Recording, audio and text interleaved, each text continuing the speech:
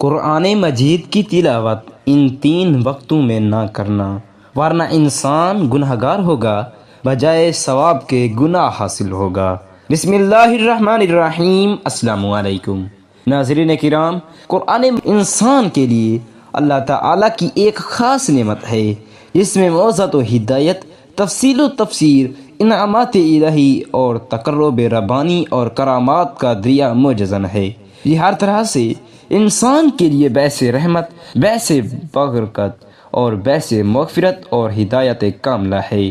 اللہ تعالیٰ کی خوشنودی اور رضامندی، برائیوں سے بچاؤ، اچھائیوں کی راہ، آلام و مصائب سے چھٹکارا، دکھ تکلیف، رنج و کلفت سے نجات، امن و سکون کا سبب اور رشد و ہدایت کا سرچشمہ ہے، انسانی فلاح و بہبود کا منبع ہے۔ اللہ تعالیٰ نے خیر و شفا کا یہ منبع تمام نبیوں کے سردار اور رسولوں کے امام حضرت محمد مصطفیٰ مکی مدنی صلی اللہ علیہ وسلم پر نازل فرمایا، اور اس عظیم کتاب کو تھامنے والوں کو تمام امتوں سے افضل اور پڑھنے والوں کو تمام انسانوں سے بہتر قرار دیا۔ یہ کتاب اللہ تعالیٰ کی حضرت انسان اور امت مسلمہ سے بے حد محبت کا واضح ثبوت ہے۔ حضرت انسان اور مسلمانوں کو بھی چاہیے کہ وہ اس عظمت و رفعت کے حامل کلام کی قدر کریں اور اپنا ہر عمل اس کے مطابق ڈھالیں، تبھی اس کی رحمت و برکات، مغفرت و ہدایت اور قرب الہی و انعامات ربانی کا حصول ممکن ہوگا۔ ناظرین کرام، قرآن مجید معبود حقیقی اور محبوب حقیقی کا خاص کلام ہے۔ محبوب کی تقریر و تحریر کی جس قدر اہمیت ہوتی ہے، اور اس سے جو الخانہ محبت و شفقت گوئی کا معاملہ ہوتا ہے، وہی رویہ اس کے ساتھ اپنانا چاہیے۔ پھر یہ عظیم قاد تو احکم الحاکمین کا کلام اور سلطان السلاطین، بادشاہوں کے بادشاہ کا فرمان ہے، اس قدرت والے شہنشاہ کا قانون ہے، جس کی برابری نہ کی سکینا اور نہ کوئی کر سکتا ہے۔ واسطہ پڑا ہے وہ تجربے سے، اور جن کو نہیں پڑا وہ اندازے سے سلطانی فرمان کی ہیبت جان سکتے ہیں۔ کلام الہی محبوب و حاکم کا کلام ہے، اس لیے دونوں آداب کا خیال رکھنا چاہیے۔ قرآن کریم نور ہے، اس کے ذریعے راہ نجات تلاش کی جاتی ہے، اس میں شفا ہے، اس سے روحانی و جسمانی امراض سے نجات ملتی ہے۔ اس کے عجائبات و غرائب کی کوئی انتہا ہے، نہ اس کے فیض کی کوئی حد ہے۔ یہ وہ کتاب ہے جس نے اول و آخرین جن و انس کو ہدایت دی اور راہ دکھائی۔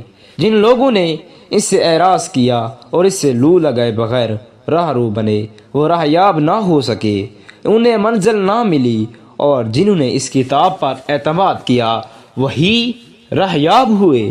جنہوں نے اس کے مطابق عمل کیا وہ دین و دنیا کی سعادت سے بہرہ ہوئے۔ یہ خصوصیات اس لیے بھی ہیں کہ یہ کتاب محفوظ کتاب ہے، اس کی حفاظت کے مختلف اسباب ہیں۔ ایک سبب تلاوت کی کثرت بھی ہے۔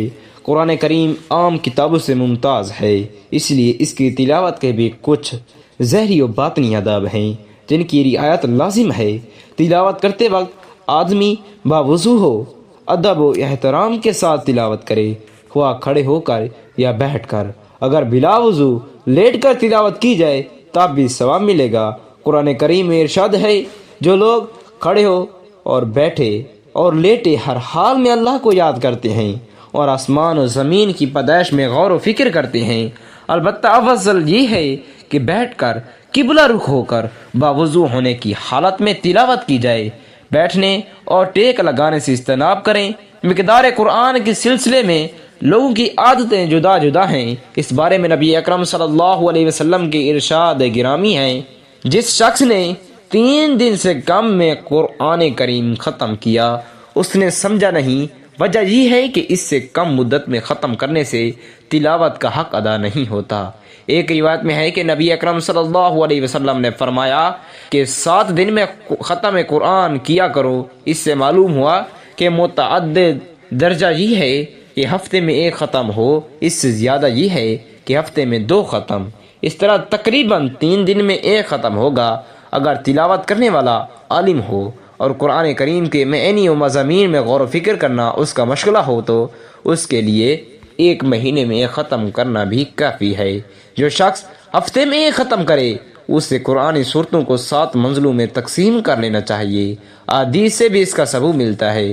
حضرت عثمان رضی اللہ تعالی عنہ جمعے کی شب میں قرآن پاک کی تلاوت شروع کرتے اور سورہ مائدہ کے آخر تک تلاوت فرماتے۔ ہفتے کی شب میں سورہ انعام سے سورہ ہود تک، اتوار کی شب میں سورہ یوسف سے سورہ مریم تک، پیر کی شب میں سورہ طٰہٰ سے سورہ قصص تک، منگل کی شب میں سورہ عنکبوت سے سورہ صاد تک، بدھ کی شب میں سورہ زمر سے سورہ رحمان تک، اور جمعرات کی شب جمعہ میں سورہ واقعہ سے آخر تک قرآن پاک کو اچھی طرح ترتیل کے ساتھ پڑھنا چاہیے۔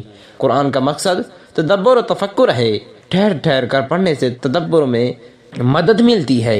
چنانچہ حضرت ام سلمہ رضی اللہ تعالی عنہ نے نبی کریم صلی اللہ علیہ وسلم کی تلاوت کے متعلق بیان فرمایا کہ آپ صلی اللہ علیہ وسلم ایک ایک حرف کو واضح کر کے پڑھا کرتے تھے۔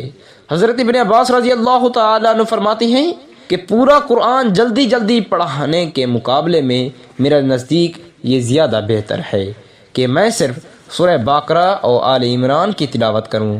یہاں یہ بات بھی ملحوظ رہے کہ ترتیل صرف تدبر کی وجہ سے مستحب نہیں ہے، بلکہ اس آدمی کے لیے بھی ترتیل مستحب ہے جو قرآن کے معنی نہ سمجھتا ہو، اس لیے کہ ٹھہر ٹھہر کر پڑھنے سے دل پر بھی زیادہ اثر ہوتا ہے۔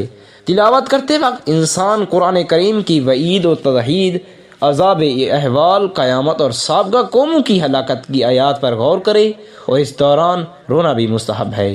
چنانچہ حدیث شریف میں ہے، قرآن پڑھو اور رو، اگر رو نہ سکو تو رونے والی صورت بنا لو۔ رونا نہ آئے تو انسان اپنے دل پر غم طاری کر لے اور یہ سوچے کہ قرآن نے مجھے کس چیز کا حکم دیا ہے اور کس چیز سے روکا ہے۔ اس کے بعد قرآن کے امر و نواہی کی تعمیل میں اپنی کوتاہی پر نظر کرے، اس سے یقیناً غم پیدا ہوگا اور غم سے ہی رونے کی تحریک ملے گی۔ رجا امید کی آیت گزرے تو دعا مانگے اور خوف کی آیت گزرے تو پناہ مانگے۔ دوران تلاوت آیت کے حقوق کی رعایت کرے۔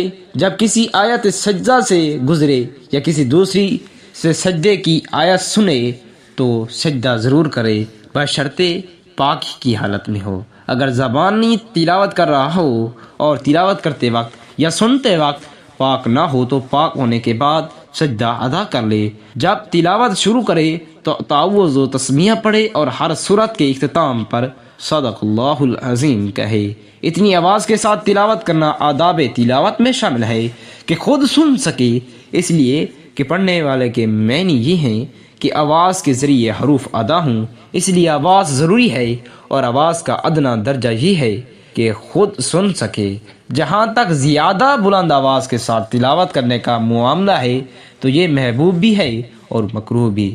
بعض روایات میں بلند آواز سے تلاوت کرنے کو پسند کیا گیا ہے اور بعض احادیث میں اس کو ناپسند کیا گیا ہے۔ اس کی تحقیق یوں ہے کہ آہستہ پڑھنے میں ریاکاری اور تنزل کا اندیشہ نہیں ہے۔ جس شخص کو ریاکاری کا خوف ہو اسے آہستہ پڑھنا چاہیے۔ اگر اس کا خوف نہ ہو اور دوسروں کی نماز یا کسی دوسرے عمل میں خلل بھی نہ پڑا تو بلند آواز میں پڑھنا افضل ہے، کیونکہ اس میں عمل زیادہ ہے اور جہری قرآن دل پر زیادہ اثر کرتا ہے۔ حدیث شریف میں ہے، قرآن کو اپنی آواز سے زینت دو۔ ایک اور حدیث میں ہے، اللہ تعالیٰ نے کسی اور چیز کا اس قدر حکم نہیں دیا جتنا قرآن کے ساتھ خوش آوازی کا نبی کو حکم دیا ہے۔ اسی بیان پر مشتمل ایک اور روایت ہے، جو شخص خوش آوازی کے ساتھ قرآن نہ پڑھے وہ ہم میں سے نہیں۔ تلاوت سے فارغ ہو کر دعا مانگنی چاہیے، اور اگر اختتام تلاوت پر دعا پڑھی جائے جو اکثر قرآنی نسخوں سے آخر میں تحریر ہے، اللہم ارحمنی بالقرآن العظیم، تو یہ زیادہ بہتر ہے۔ بعض کتب میں ہے کہ نبی کریم صلی اللہ علیہ وسلم بھی تلاوت کے بعد یہ دعا پڑھا کرتے تھے۔ حضرت اکرمہ جب کلام پاک پڑھنے کے لیے کھولتے تو بے ہوش ہو کر گر پڑتے اور کہتے، ھذا کلام ربی، یہ میرے رب کا کلام ہے۔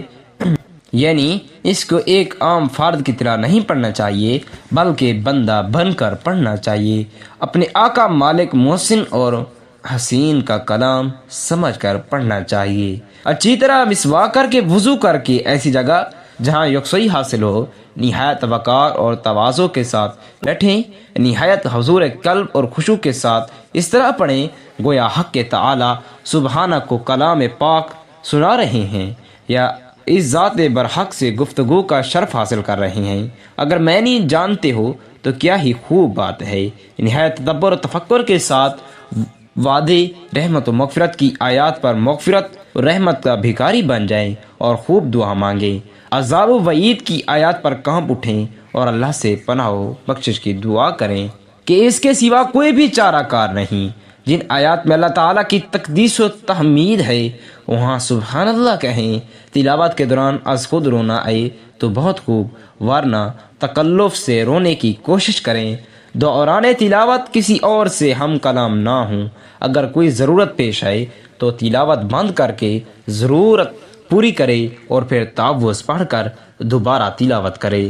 بلند آواز سے پڑھنا اولا ہے، لیکن اگر کوئی نماز پڑھ رہا ہو یا لوگ کسی دوسرے کام میں مشغول ہوں تو آہستہ آہستہ پڑھیں۔ قرآن مقدس اللہ کی عظیم کتاب ہے، یہ برکت والی کتاب ہے۔ اس کی آیات مومنوں کے لیے شفا ہے، اس کے ایک ایک حرف میں 10 نیکیاں مقرر ہیں۔ قرآن مقدس دنیا و آخرت کی پریشانیوں کا علاج ہے۔ قرآن کریم دنیا و آخرت کی پریشانیوں کا علاج ہے، یہ رحمتوں کا خزانہ ہے۔ اللہ پاک ہم سب اس پر عمل کرنے کی توفیق عطا فرمائے اور ہمارا خاتمہ ایمان پر فرمائے، آمین۔ اگر آپ کو ویڈیو اچھی لگی ہے تو ہمارے چینل کو سبسکرائب کریں اور ویڈیو کو لائک کریں اور دوسروں تک ضرور شیئر کریں۔ جزاک اللہ خیرا کثیرا۔